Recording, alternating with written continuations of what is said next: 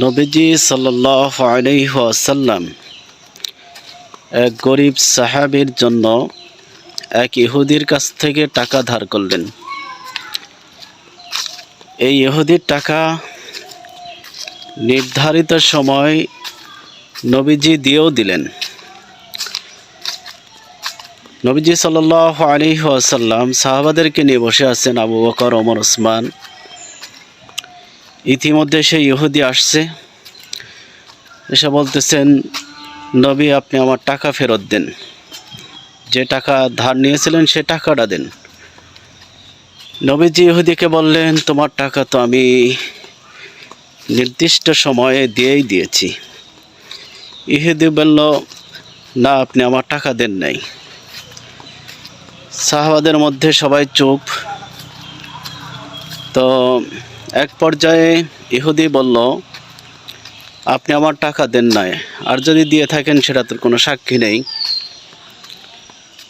নবীজি বললেন, ঠিক সেটা তো অবশ্যই ঠিক, যখন তোমাকে আমি টাকা দিয়েছি কোনো সাক্ষী ছিল না। তো সবেমাত্র ইসলাম গ্রহণ করেছেন এক সাহাবী, নতুন সাহাবী। সে বলল, ইয়া রাসূলুল্লাহ, আপনি যে তাকে টাকা দিয়েছেন এটার সাক্ষী আমি নিজে।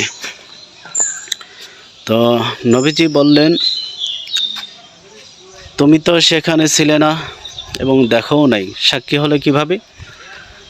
সেই নতুন সাহাবী বললেন, ইয়া রাসূলুল্লাহ সাল্লাল্লাহু আলাইহি ওয়াসাল্লাম, আল্লাহকে দেখি নাই, আপনি বলেছেন আল্লাহ আছে, বিশ্বাস করেছি। পরকাল দেখি নাই, আপনি বলেছেন পরকাল আছে, বিশ্বাস করেছি। অতএব আপনি যখন বলেছেন যে ইহুদির টাকা আপনি পরিশোধ করেছেন, এর